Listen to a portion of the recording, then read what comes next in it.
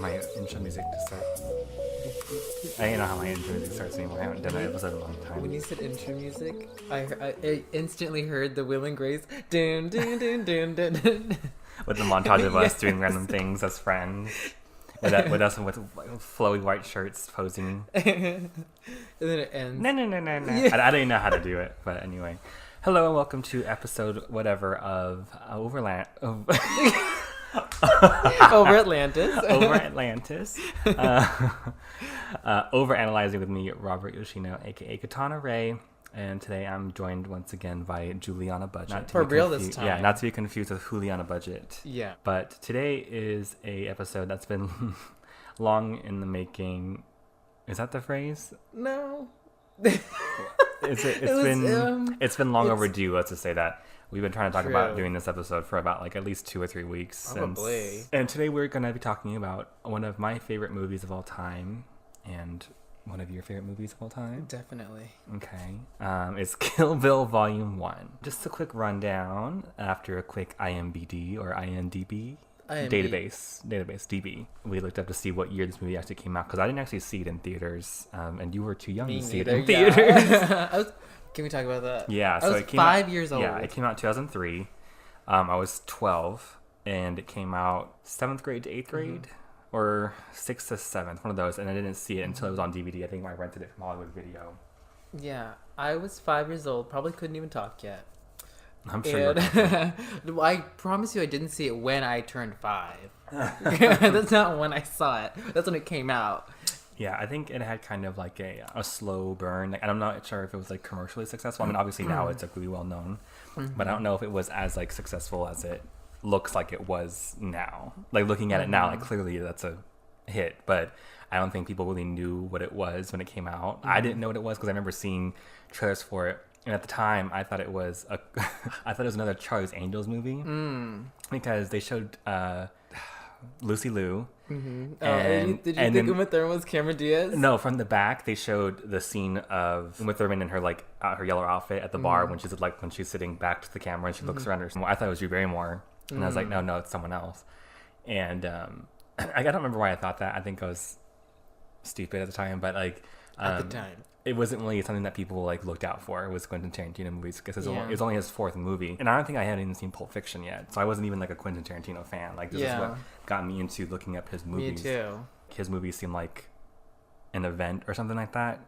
I don't know. It's weird.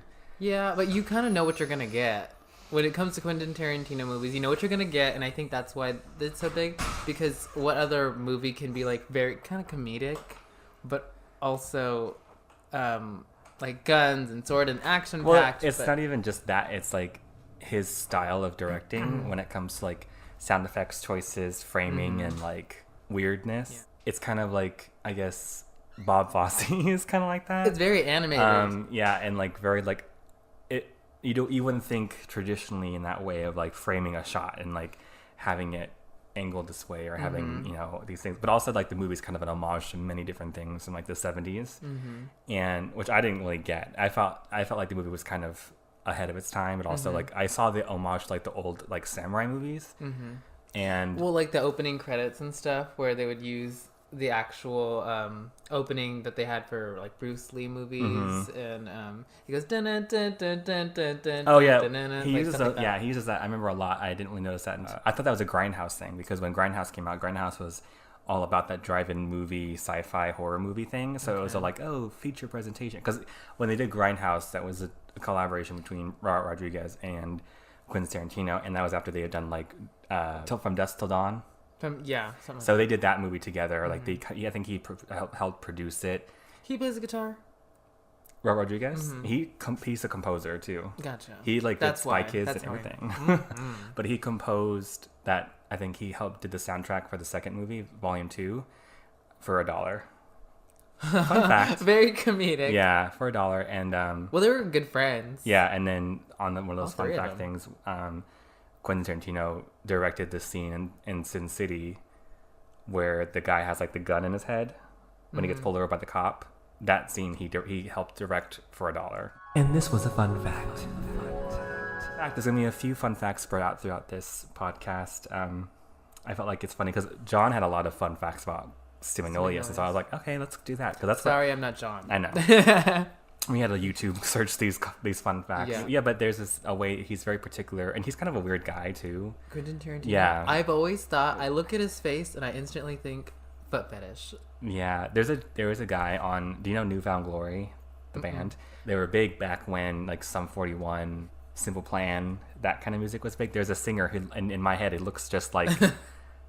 Not like a punk version, but like a little like rocker version of Quentin Tarantino. It's really funny. And he has a particular face. Yeah, he's got no lips either. But I like all the stuff he's done to an extent. I mean, like I didn't think that The Hateful Eight was as amazing as people made it out to be. I've been meaning to watch it, and then I started watching it when I was drunk, and I was like, I like Django Unchained. I like Django. I just don't really like when he does like period pieces that are that far back.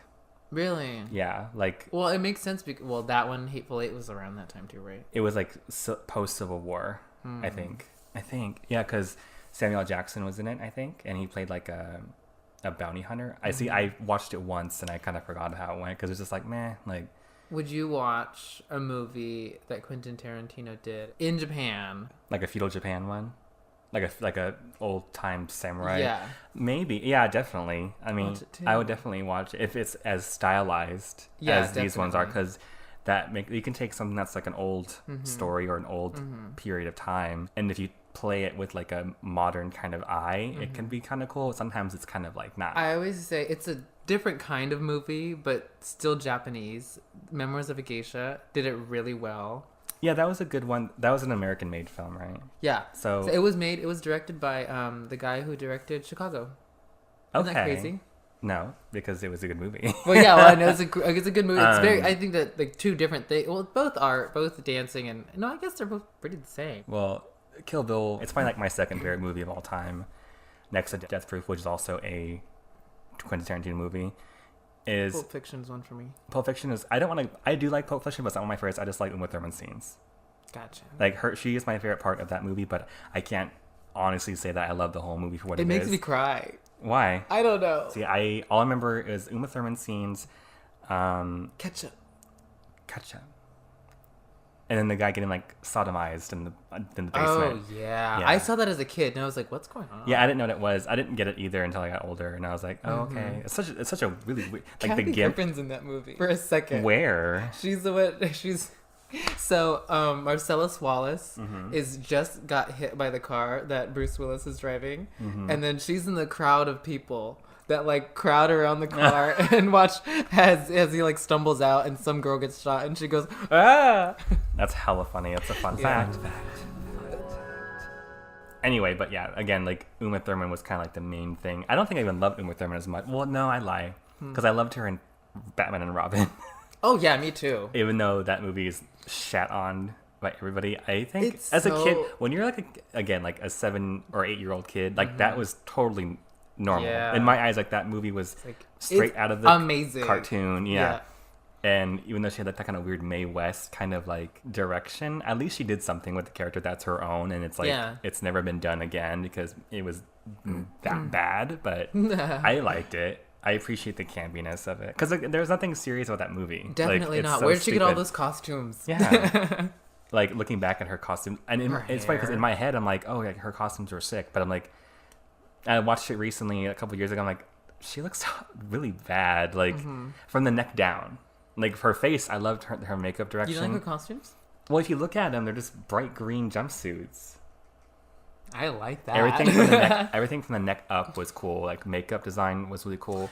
Her she hair did was have really like nice. a lot of cool stuff on her face. I really did like her a lot in Kill Bill Volume 1. Well, Kill Bill is kind of a weird thing because it's 2 parts, but I think it was made to be released all as one. It wasn't originally supposed to be 2 movies. I think. I could be wrong. Really?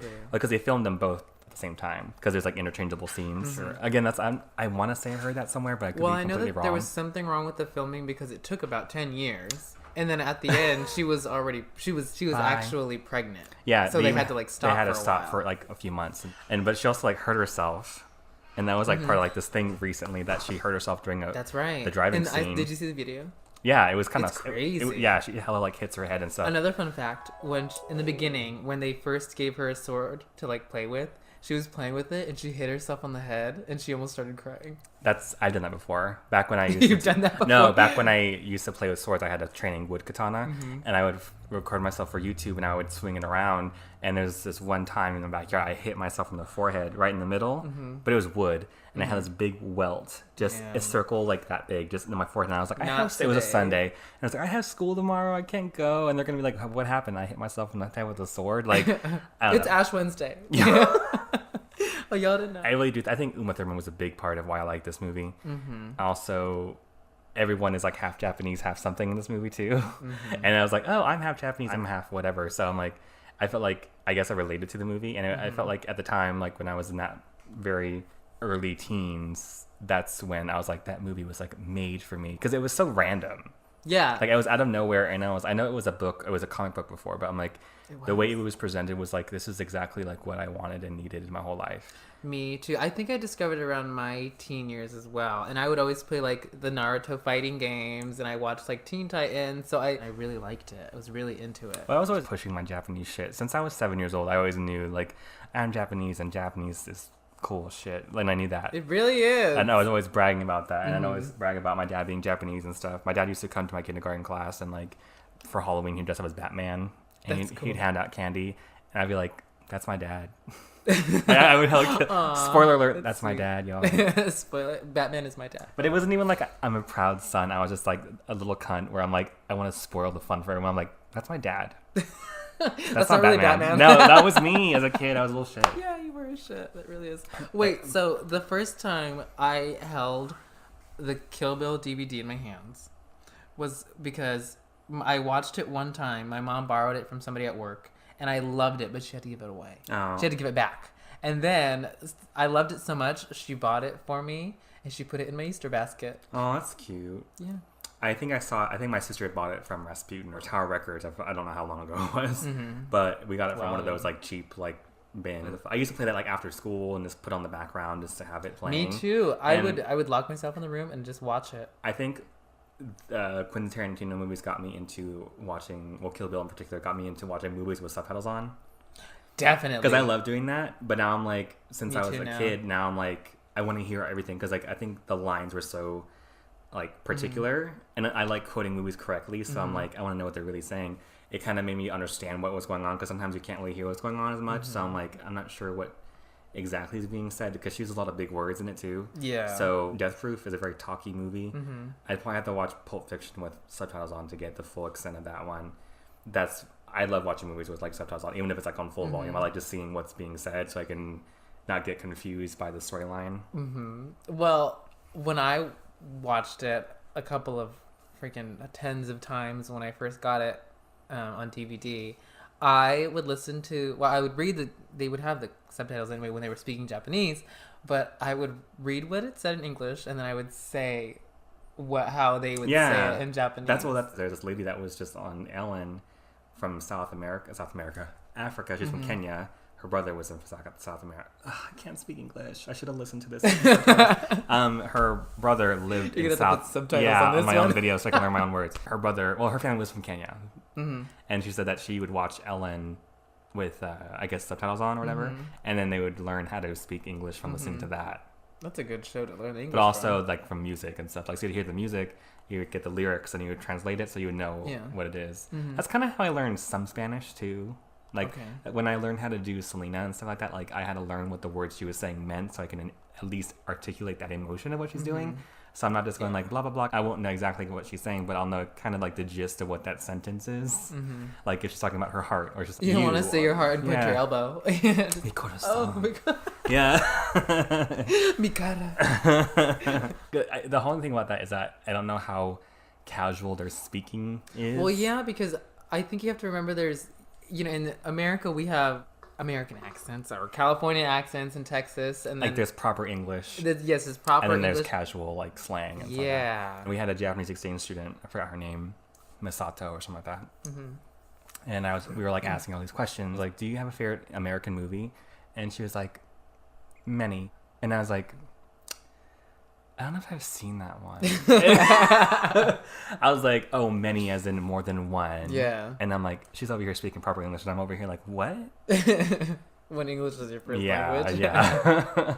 We're going to take a break right here because I forgot we've been recording for like 20 minutes already. But time for another fun fact. This was at least the first one, I'm not sure if it's the only one, of Quentin Tarantino's films where they say fuck less than 100 times. And there's only 17 of them. I'm pretty sure 2 of them or 3 of them were from OverAnalyzing. One of them is from Sophie. Sophie says fuck once. Yeah. And then also Buck says, my name is Buck, I'm here to fuck. He probably has the majority of those fucks. And then like Beatrix is on top of him and saying, you like to fuck. Right. Boom.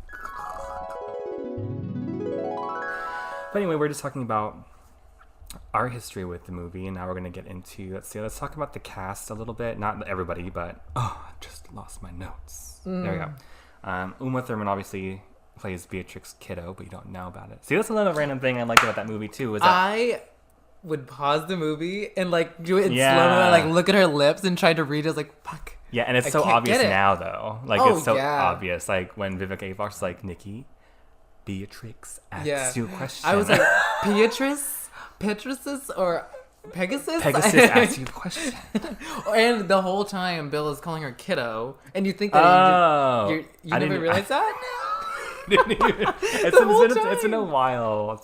He's more prominent in the second volume, though. Yeah, definitely. See, he doesn't even show his face that much in the first movie. He says kiddo at the beginning of the movie in the black and white.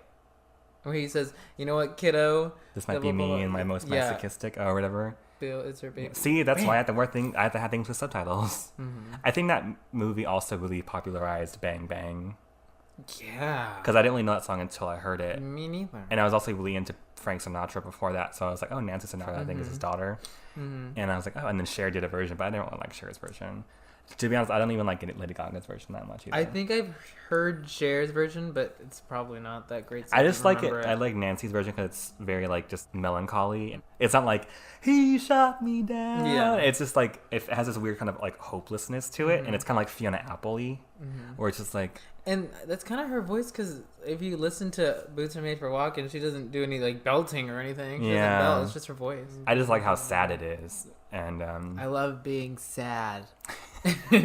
Anyway, and then David Carradine plays Bill, and he was actually on an old like 1970s show called Kung Fu, because he was a martial artist. But I think he played a Chinese guy, because Margaret Cho had a section about how when she grew up she would watch Kung Fu because she didn't have like Asian influences in pop culture, and she said like it shouldn't have been called Kung Fu. It should have been, hey, that guy's not Chinese. I know that he was on a show because my mom used to watch it. Mm-hmm. And I think it was this Kung Fu. Maybe it was in something else. Well, he did a lot of different things. So, like, I'll look it up right now. But I know he was, like, known for doing martial arts, which I think is also, despite that he was, they asked a lot of people to play Bill. I think that I would assume that was, like, an obvious choice. I mean, I didn't even know his career like that, but I think, like, if someone's, like, an older gentleman...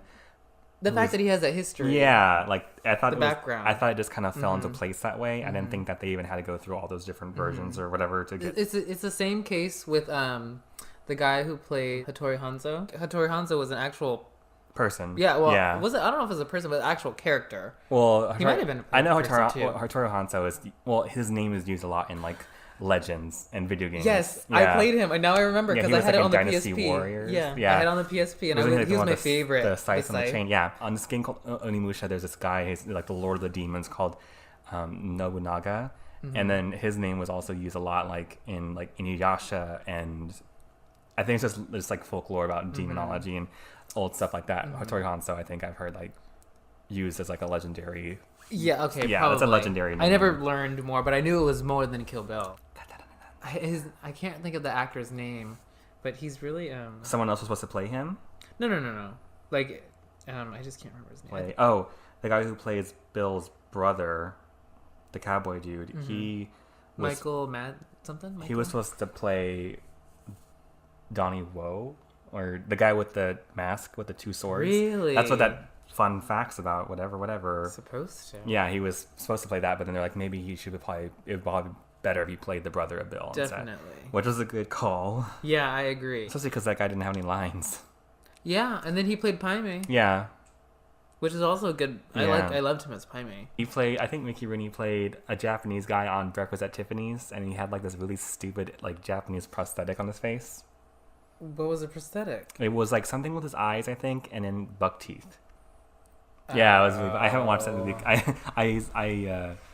I boycott that movie because I don't feel like seeing it because of that reason. Anyway, weird segue into that next one. So, who is your favorite character of Kill Bill Volume 1? It's really hard because you can take more than one. It has to be like because all 4 of the girls are in it.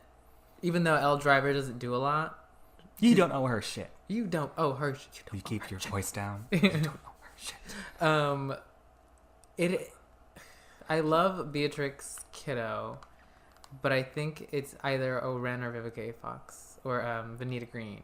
Vanita Green, yeah, she was good in it. Yeah, just their fight scene just does it for me. Yeah, it's really good. Weird because like that's when they first get into the dynamic of like they used to be like best friends as a group, and then they were like not friends, but then they still know how to talk to each other and talk shit to each other, and that's when it was kind of.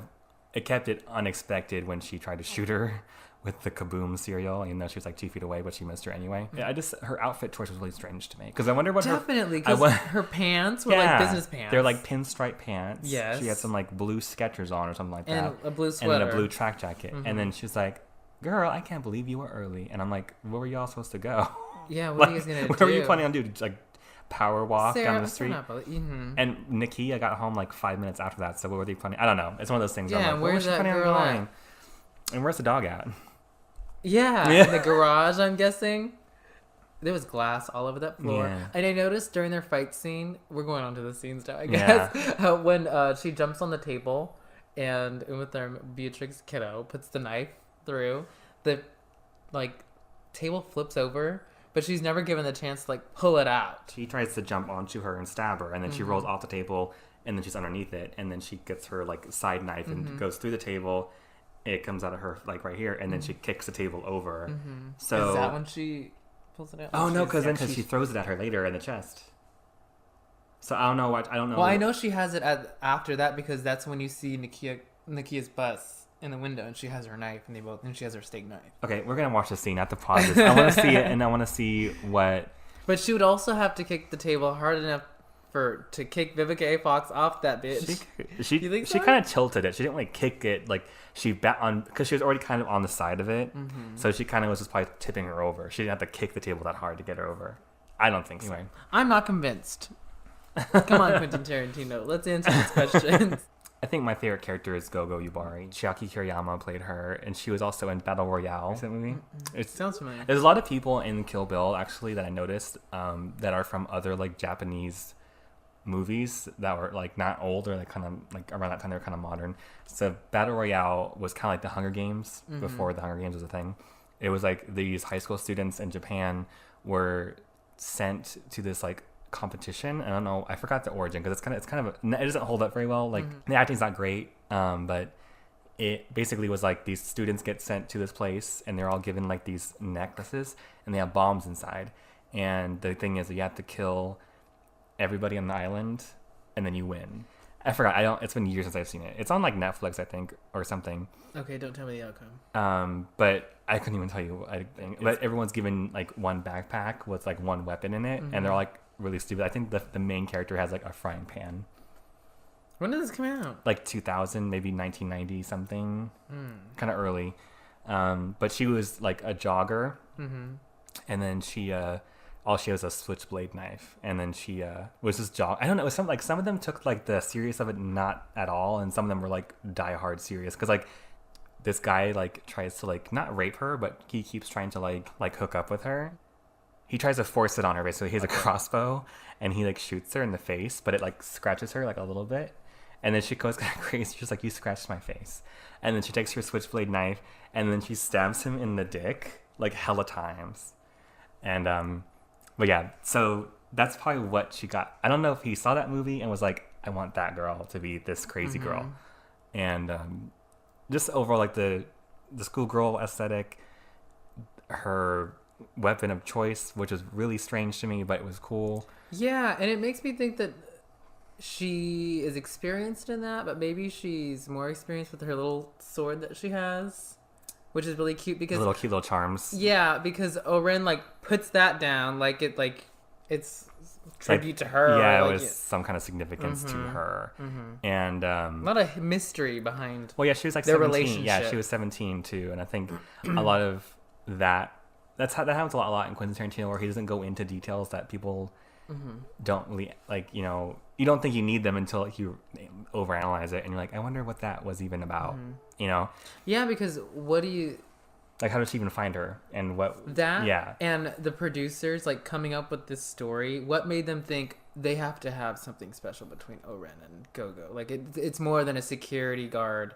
Yeah, and like person that's paying you. Yeah. And like kind of to have her as a separate entity other than just the crazy 88, she had to have someone that if you killed everybody, if you killed the first 8, she would be like the second to last resort before going to the army of 88 people. And well, I felt like she was more of the Gogo. I need you to hold them off until the 88 get here. Yeah, I guess so. Even though she's like, it could have been those 8 people. The 80, the rest, Gogo, or what's his name, and then Gogo. What do you think? I feel like the first 8 were like expendable and they were good, but they weren't like amazing. And then if it came down to it, Gogo should be able to take care of anybody she needs to. Yeah. At the same time, must have been Oren's friends because she was having a good time. She was like smiling and laughing, and they were all drinking and eating pizza. Charlie Brown Jack. For pepperoni pizza. And he's like telling a sex joke the whole time. Yeah. And Sophie Patel's like, stop it. She was doing the shade fan. We didn't even talk about Sophie. I like her name though, Sophie Fatal. That's a cool name. She's half Japanese, half French. She was like, I always wanted like a separate animated story, like show about before like she was beat up, like, and before she left. Yeah, I was like, that's kind of one of those things. Like, I kind of like in an ideal world, I'd be like, I want like the Viper Squad to see them on their prime. And I would want it to be animated because you can't get actors that look like those people. Yeah, well, even like probably, but it wouldn't. I don't think it would do it justice, and I think like somebody's gonna be mad. Even about something with the origins of Oren Ishii too, is that was pretty stylized and cool. Or Oren, a very in-depth story to her backstory, where she is and how she became what she is now. Whereas like I feel like that could have been like Gogo. Maybe she sees herself in Gogo. That's why she wanted to take her and be like that, because she had to kill her family's killer when she was like 10 or 12. Like she had to like pose that she wanted to fuck with him, and because he's a pedophile. Yeah, like that's very detailed things that like I would almost forget that character is also Lucy Liu's character. It seemed more Gogo's kind of thing. I had a poster I still have a poster of her on my wall. Gogo. And like I said before, like I taught myself how to do that thing with the chain and the ball, but I would do it with like a tether ball. And I would do it with like a ball, like a dog leash, because the leash of a dog. You did it like with a skip it. I would if it was long enough. Skip it. A leash on the end, the metal part, would make it easy to do all that stuff with. Yeah. And a tether ball was safer. Yeah. And I don't know where I got the tether ball from, because I didn't have a tether ball in my backyard. That's who stole it from my school. But I couldn't. Yeah. I could never get that wrap around the foot, fling off my foot thing. And I feel like that was very exaggerated. Well, my other favorite is Beatrice, obviously, but then her stunt double Zoe Bell she was also the stunt double for Xena, the warrior princess. I think I remember, because this movie was the first movie that I like went into the bonus features and watched it with the commentary. Yeah, and I think that was one of the facts that they were like talking about. Yeah, she was Lucy's stunt double in that show, and then they won like MTV Movie Awards best fight scene. It was the bride versus Gogo. Years later, she ended up being in Death Proof as herself. She plays a stunt woman, big part. Yeah, it's a I love it, but I can see some people not liking because it's such a talky movie that there's a lot of talking parts, but it's a lot of tense scenes because it's all about like car chases and stuff. So you have to build up that part in between that you care about the people, or else the car parts don't really seem that well. It's called what now? Death Proof. That was the Quentin Tarantino's side of the duo double feature. Robert Rodriguez did the one with Planet Terror with Rose McGowan with her gun leg and the zombies and all that stuff, and that was supposed to be like a over the top sci-fi horror movie. Fergie's in it for like 5 minutes, and then Death Proof was like the 1960s car chaser kind of. So I mean, do you have a separate favorite scene from Kill Bill? Okay, so this comes along with a fun fact. So the fight between Uma Thurman and Oren at the end, when Oren says, I feel like you might know this.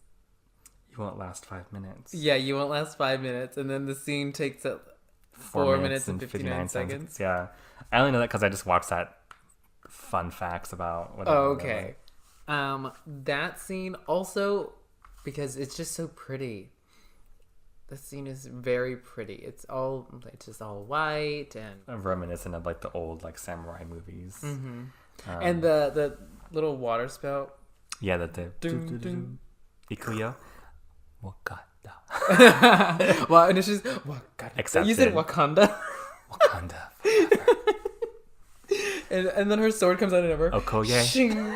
Oh, Ikuyo. I learned that only because like I think Chun-Li says it in this Japanese version of Street Fighter when she like starts her fight. She's like Ikuyo. She does it like hella fast. Yeah. And then it pans out. And her then hairline, her wig is snatced. I didn't know your hairline was receding. I always wanted to do that as like a costume, like wear like a bald cap or something and put like a just brain and just wear like a wig around it. Yeah. And then just be around, just walking around with like my big ass forehead. It's funny if you see a picture of it without editing, like can they CGI it so it's flatter? Yeah. But when you see like this the picture with them on set, it's like way up here. Really? It's like all up. It's all like built on her head, so it's just there. So they had to extend her forehead up to make it look like it was cut. So when they squish it down, it looks like she just got her scalp cut off.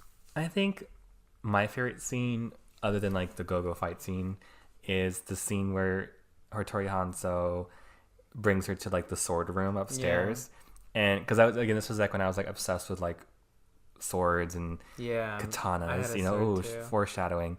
And I like that song though is not on the soundtrack, and it bugs me. It's like this kid just like going like,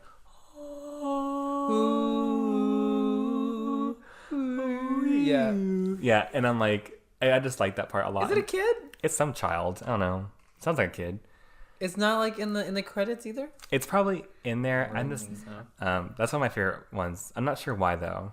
It is when I was a kid. You must have big rats. Huge. There's actually a part when he says that when he's like, "You must have big rats that you need my help" or whatever. Yeah. And she's like, "Huge." Like they keep that huge. They keep that. It's Donald. It's Donald Trump. Yeah, in the back. Yeah. And it's like Obama and Hillary Clinton. The frame though of her saying huge, like they keep that on her for like a good like they keep it on her for like an extra second. Like she was like huge. Scene cut. Like there's like a long wait. And she's like uncomfortable. Yeah. I think so anyway. Uma Thurman's ass is on the screen. We were watching the scene of Vernita versus Beatrice, and then I paused it right as she was jumping over the table, so it looks like she's like her ass is just full front in the camera. And by the way, that little girl's not 4. She does not look 4. She's too articulate to be a 4-year-old. Yeah, I'm 4. At 4, I was fucking. Those curtains. This made me want to go to Okinawa. I didn't even see the outside. I just wanted to go.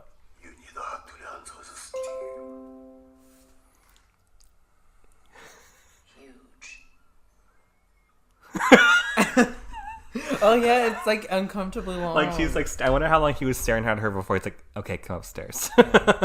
I've always want to. Well, now that I work at a sushi restaurant, I want to know what she's eating, what he served her. It looks like he just. It's funny because she did not order anything, but she didn't. He presents her with like some nigiri, whatever. Like it looks like salmon nigiri, or it could be tuna.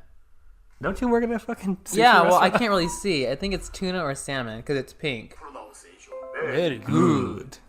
You say arigato like we say arigato. I want her shirt. Yeah, it's cute. Arigato. Very easy. No kidding, I heard it was kind of hard. I like her rolls. Oh, it's difficult. Yeah, Japanese tang. Tang. Japanese tang. Okay, Hamachi? hamachi. Hamachi is tuna, I believe. That's Probably. ginger. That's a whole lot of ginger. He's I'm funny. not bald. I shaved my head. Do you understand me? Do you have a favorite line of the movie? 勝負はめでついちゃいねよ. Like, is that when she says, go out and take your lives with you? No, Oh, no. it's- Over Nishi, we have unfinished business. Yeah. Did you ever feel bad for Sophie? I I kind of did, kind of didn't. don't know. They were all bad people. They all killed a bunch of people. I don't know if... I feel like Sophie wasn't as close to them as, like... It didn't seem Definitely. as personal. I feel like she's more the business side, but she could still do because she was still in on it. I She think, still yeah, beat I her. think the fact that she didn't, like, beat her up and kill her herself, that's why she let her live, but then she was there. But she did hit her. Sophie didn't hit her. Yeah, she did. There's a scene. They show Sophie hitting her? Yes. When? Right before, in the bathroom, and it goes, Uh-huh. and she goes, mush mushy. Or right before that, it cuts to a scene where Sophie, like, swings her arm around and hits, Oh, my God. you're I gonna watch have to this watch scene this. now. Yes. You don't remember that scene? You know, it's kind of fun. They had a similar scene to that when she's getting beat up and then that freezes and she's, like, mid-fall. Mm-hmm. In the end of Death Proof. It's just a very particular, like, it's like someone's getting hit and they're like, and it's really funny. She's all hella chatting it up on the phone after she's getting her ass beat, and she's just laughing about something. I looked at the scene when she's walking past the 5, 6, 7, 8s, and people are dancing. Yeah, they look really the weird. dancing's so weird, Yeah. I mean, how else would you dance to Woohoo? They're all doing something different. And this girl right here, yeah. I'm that girl with the shorts. She's obviously like Yeah. much older.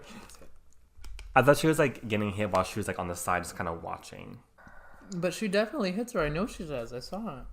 The jury is out for that one. What was my favorite line? I don't even know if I have one. Very funny, bitch. Very funny. Because that is something I do quote sometimes, where like I'll be doing something and then like someone will read me for something or like say a joke, and I'll just be like, very funny, bitch. Very funny. It's like, what if I just pull a gun out of my nowhere, just shoot you through my James Charles palette? Very funny, bitch. But there's a few lines in like volume 2 that were a lot more like, for me, were like more profound. Even though I don't like the movie as much. But the toilets are all clogged. There's shitty water all over the floor. What's that one from? Volume 2. That's the first one that comes to my head. It's When near the strip club. yeah. See, like my favorite one is when Cops that blood. yeah, and he's like, Pai Mei taught you the 5-point palm exploding heart technique. Of course he did. And he's like, why'd you tell me? And she's like, I don't know. I'm a bad person. And he's like, no, you're not a bad person. You're a terrific person. You're my favorite person. But sometimes you can be a real cunt. And also like the part when he's like, how do I look? She says, you look ready. Yeah. Because that's what he says to her when she gets married. Yeah. Yeah. I never noticed that. That scene also of them on the porch of the church. Like that's a cute one too. Yeah. I like when she goes, what the fuck did you just shoot shoot me me with? Gotcha. Bang, bang. You're dead, mommy. Yeah. So die. Oh, Oh, baby. I that's should so have known. stupid. You are The the best.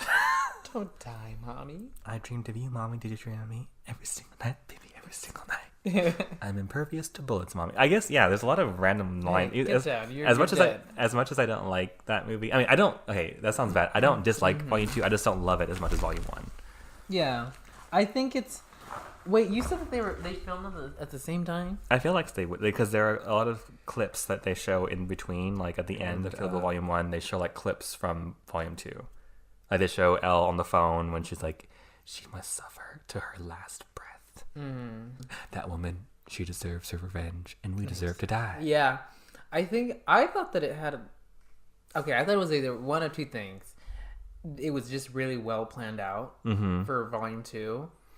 Or,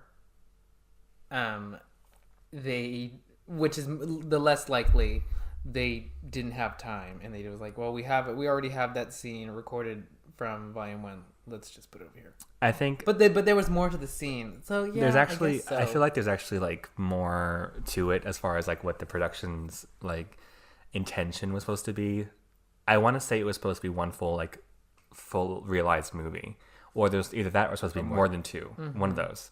But I know they filmed them like right after each other, or at least during the same time period. I mean, I'm sure they had to film some of Volume 2 after the fact because they had to edit it and film it and release it a year later or whatever.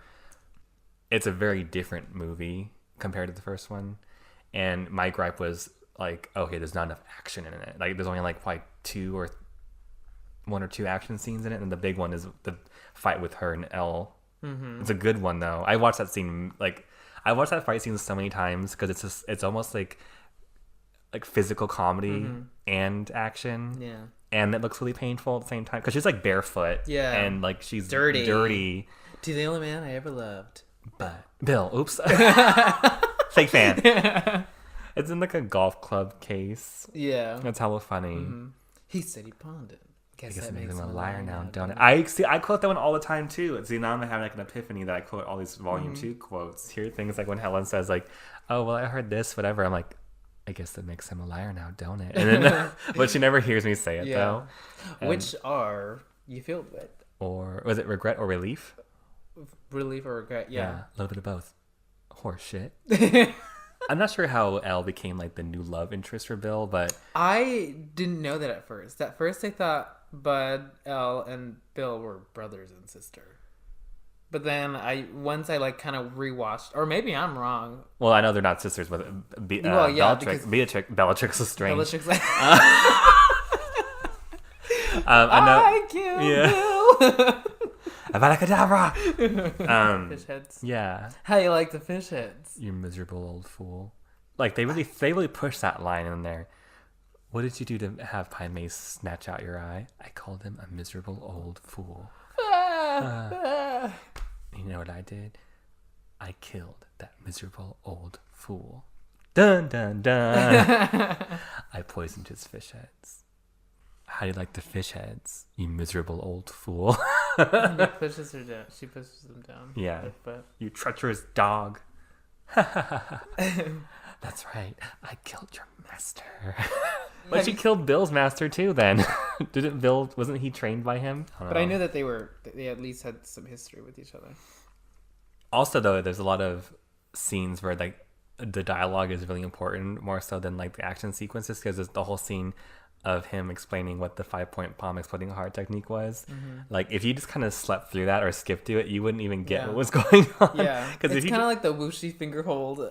The one from Kung Fu. Yeah, Skadoosh. It's weird though, because like it was a mixture of more like a Western and also kind of like it had like a Spanish influence too, because like he had like that like South American, Central American like landscape, and a lot of it took place in the desert, and then like Texas, and then also there was like kung fu elements too. It was really weird. There's a lot of like different things. Like obviously the Pai Mei flashback was kung fu like movie central, and then also like the part in the desert was more like westerny, and then in the end it was a lot like they even had that song, like the theme song, where it's like the first one was all very Asian. At least in my eyes, it was very Japanese focused. Volume 1, definitely. Yeah, and it kind of made me think that that's what it was going to be for 2, which wasn't really. Maybe that's why they had to split it into 2, because it seemed like 2 different movies, and it just felt like it just disconnected, I should say. That maybe. But if you could imagine it being one whole movie, it'd be too very long, and 2, it would cover a lot of like space. Because you're in Japan, and then you're in some part of Mexico, I believe, and then Pasadena, Texas, Pasadena, California. Well, they do get is it Del Paso or El Paso, Texas, is where she gets gunned down, and and then that's when it's my country cousin. And then Texas is where is she in Texas when she wakes up in a coma? Probably, I think so. She's that's the first hospital that she goes to. So I'm guessing. Leading into that, the soundtrack, I think, is a big part of that. Like, I remember I went looking at, like, I don't know if it was like Virgin Records or Rasputin or something like that. One of those like random like record stores, and I went to look for the soundtrack because he didn't have iTunes and stuff back then, so you had to like actually buy the soundtrack. And I played that quite a bit, and I still have a lot of the songs on there, but except for that humming child. Yeah. Just one of the few. It even has like the random sound effects on the soundtrack, like the. And with another fun fact, Quentin Tarantino actually owns the Pussy Wagon, which is the truck that she drives in the car. What? I can't speak. I can't talk with these headphones on. the truck I only hear half my dialogue. The truck she drives in the car is called the Pussy Wagon. Do you hear it on this? No, I don't. That's what's so weird about it. Oh. But yeah, Quentin Tarantino actually owns the yellow truck called the Pussy Wagon, and he lent it to Lady Gaga for her Tele 1 video, and Missy Elliott for I'm Really Hot. Another fun fact, the reason why Pussy Wagon isn't in Volume 2 was because Quentin Tarantino took it home and didn't bring it back. My pussy wagon died on me. The That's pussy what, died. Your pussy died. What is that actor? Latin? He looked white to me. As a cop, he looked white. He's like the sheriff. He's also in Planet Terror. Also, he's in Planet Terror and Death Proof, playing the same character, the sheriff or the police officer. I just realized that. Yeah, there's a lot of like reoccurring characters. This tall, drink a cocksucker. There's the exact same, like literally the same universe, like the same character. The Marvel Cinematic Universe. Yeah, the MCU, the Quentin Tarantino Cinematic Universe, the QTCU. So yeah, that comes to the end of our analysis of Kill Bill Volume 1. Well, a lot of people like this movie. Yeah. It's got a little bit for someone, a little bit for someone, a little bit for everybody. Can't speak English today. Thank you for listening. Stay tuned for our next episode. Hopefully it won't be as long in between as my last one. Leave your comments, subscribe, heart, whatever you're listening to. See you guys later. See you guys next video. Wait, what video? This is audio. Anyway, thanks for listening, and I'll see you guys later. Did you do that on purpose? No.